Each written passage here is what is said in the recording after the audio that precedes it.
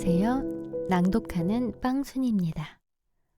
제가 이번에는 오랜만에 소설을 준비했는데요.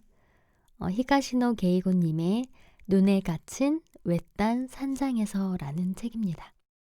폭설로 고립된 산장. 그런데요, 사실 폭설로 고립된 산장은 아닙니다. 산중에 있는 이 펜션에 7명의 남녀가 모이게 되는데요. 극단 수호에서 새로 공연할 작품의 오디션에 합격한 배우들이에요. 새로 공연할 작품의 연출가가 이 7남녀에게 편지를 보냅니다. 그 내용이 뭐냐면 이번에 공연될 연극의 구체적인 내용을 배우 스스로 만들어가라는 것이었어요. 연출가는 현재 그들이 머물고 있는 곳을 폭설로 고립된 외딴 산장으로 설정하고 앞으로 벌어질 뜻밖의 일들에 대처해 가라고 지시했어요. 단, 전화를 사용하거나 외부인과 접촉할 경우 오디션 합격은 취소된다고 경고했고요. 그런데 그 다음 날 여자 단원 하나가 사라집니다. 그리고 바닥에는 사체는 피아노 옆에 쓰러져 있다. 목에 헤드폰 줄이 감겨 있고 목이 졸린 흔적이 있다라는 쪽지가 발견돼요. 단원들은 쪽지를 연출가의 설정으로 이해하고 범인 배역이 과연 누구인지 각자 추리에 들어가요. 그런데 셋째 날 아침 또 다른 여자 단원이 사라지고 실제로 피 묻은 흉기가 발견돼요. 그때부터 남은 단원들은 공포에 휩싸이게 되거든요. 제가 오늘 읽어드릴 부분은 바로 4번째 날입니다. 외딴 산장에서 나가기로 약속된 마지막 날 있어지는 일을 읽어드리도록 하겠습니다. 그럼 책 속으로 들어가 보겠습니다. 고고싱!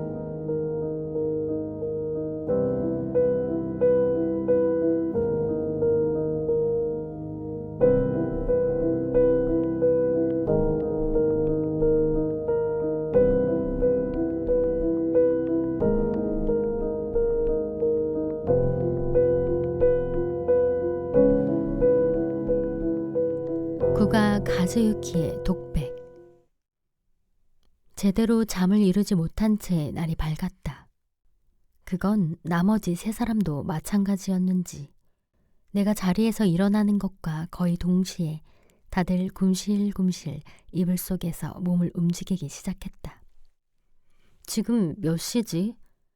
혼다 유이치가 여전히 졸음이 잔뜩 달라붙은 얼굴을 내밀었다. 6시 반이네요. 나는 가물거리는 눈을 비비고 손목시계를 본 후 대답했다. 그래요? 슬슬 일어나야겠네. 혼다가 일어나 앉아서 하품을 하며 기지개를 켰다. 남자들은 아무 일 없는 것 같군요. 그래 보입니다. 아마미야 교스케도 다도코로 요시오도 잠들기 전과 마찬가지로 옆에 누워 있었다. 둘 다 이미 눈을 뜬 상태였다. 다카코만 남았군. 혼다가 위쪽을 쳐다보며 말했다. 좀 이른 감이 있지만 노크를 해보죠. 다카코는 99% 무사할 거라고 생각하며 나는 계단을 올라갔다. 어젯밤 내내 생각한 끝에 내린 결론이었다. 나카니시 씨, 일어났습니까? 문 앞에 서서 노크를 했지만 반응이 없었다. 나는 조금 세게 문을 두드렸다. 나카니시 씨! 순간 남자 셋이 계단을 뛰어 올라왔다. 당한 건가? 아마미야 교스케가 말했다. 문이 잠겨 있어요? 다도코로 요시오가 뒤에서 물었다. 나는 문 손잡이를 잡고 오른쪽으로 비틀었다. 문이 아무 저항 없이 열렸다. 숨이 탁 막힐 만큼 방은 화장품 냄새로 가득했다. 침대 위에 나카니시 다카코의 모습은 없고 젖혀진 이불만 있었다. 루이비통 가방은 열린 채 바닥에 나뒹굴었고 그 안에 들어있었을 것으로 보이는 옷들이며 소품들이 바닥에 널려 있었다. 나카니시 다카코가 살해당했나? 설마 하며 나는 주위를 둘러봤다. 범인이 남긴 메모가 어딘가 있을 거라고 생각했기 때문이다. 그때였다. 산장 전체가 떠나가라 고함치는 소리가 뒤에서 들려왔다. 놀라서 소리가 난 쪽으로 고개를 돌리니 파자마 차림의 나카니시 다카코가 산발을 한 채 뛰어들어오는 참이었다. 살아있네? 다도코로 요시오가 중얼거렸다. 나카니시 다카코는 우리를 냅다 밀쳐내더니 문을 닫으면서 메롱 혀를 내밀었다. 우리는 서로 얼굴을 마주보며 피식 웃고 말았다. 아침 당번은 다시 나와 혼다 유이치 차례였다. 메뉴는 어젯밤에 예고한 대로 토스트와 우유, 인스턴트 스프다. 이런저런 일이 있었지만 결국 끝난 모양이군요. 혼다 유이치가 말했다. 그런가 봅니다. 대답은 그렇게 하면서도 나는 생각했다. 여기서 나가기 전까지는 알 수 없지. 내막은 끝내 밝혀지지 않는 건가? 혼다가 한숨을 쉬며 중얼거렸다. 나는 대꾸하지 않았다. 전원이 마지막 식사 자리에 앉았다. 모두가 바라보는 가운데 혼다가 컵에 인스턴트 스프를 넣고 뜨거운 물을 부어 각자의 앞에 놓았다. 어쩐지 표정들이 어젯밤보다 밝아 보이는 건 잠시 후면 이 모든 상황에서 벗어날 수 있다고 생각하기 때문일 것이다. 아까는 실례했어요. 옆에 앉은 나카니시 다카코에게 내가 사과했다. 아이 참. 그녀가 몸을 비틀며 이쪽을 봤다. 혹시 이상한 걸 본 건 아니죠? 네, 아무것도요. 그렇다면 다행이지만. 그녀 역시 엊그제의 표정으로 돌아와 있었다. 안색도 좋은데다 화장까지 정성스레해서 고혹적이라고까지 표현할 만한 매력이 되살아났다. 이 아가씨는 머지않아 무척 잘 나가는 배우가 될 것 같다. 몇 시에 여기서 나갈 거지? 토스트를 베어물며 다도코로 요시오가 일동을 향해 물었다. 체크아웃은 10시라고 되어 있던데. 그럼 10시에 나가기로 할까? 아마미야의 말에 모두의 시선이 일제히 시계로 향했다. 지금 시각은 7시 반이다. 각자 생각에 잠긴 듯 잠시 침묵이 이어졌다. 그 침묵을 깬 사람은 나카니시 다카코다. 왠지 좀 나른하네. 나도 그래요.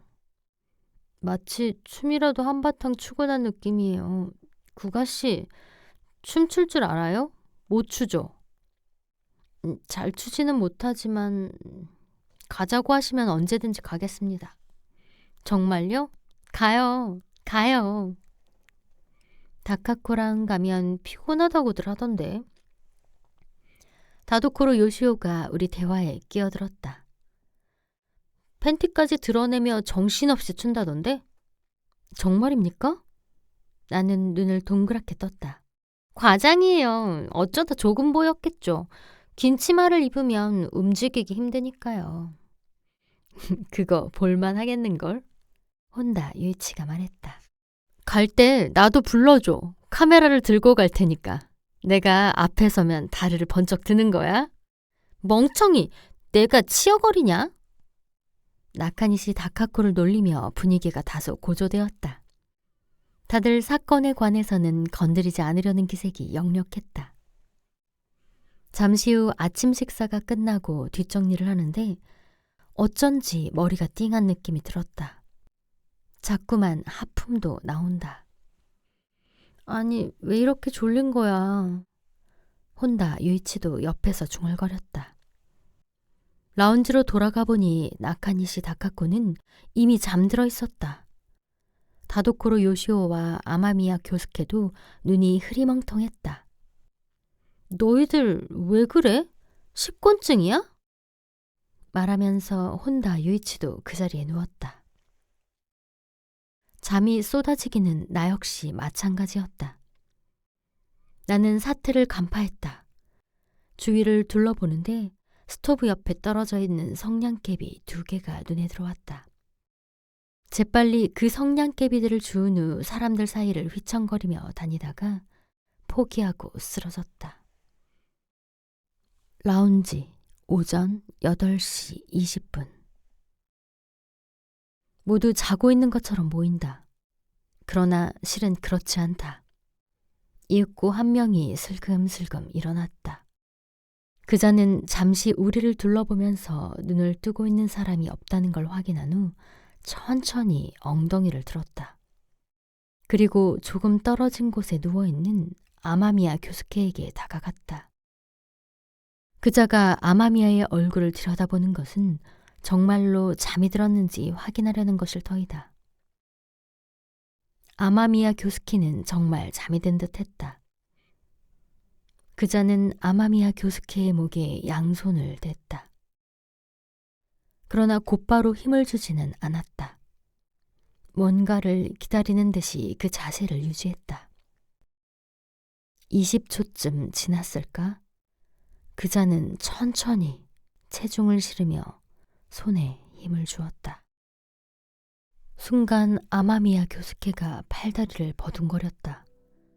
그는 범인의 손에서 벗어나려고 몸을 비틀었지만 범인은 그가 저항하지 못하도록 그에게 올라탄 채 몸통을 조였다.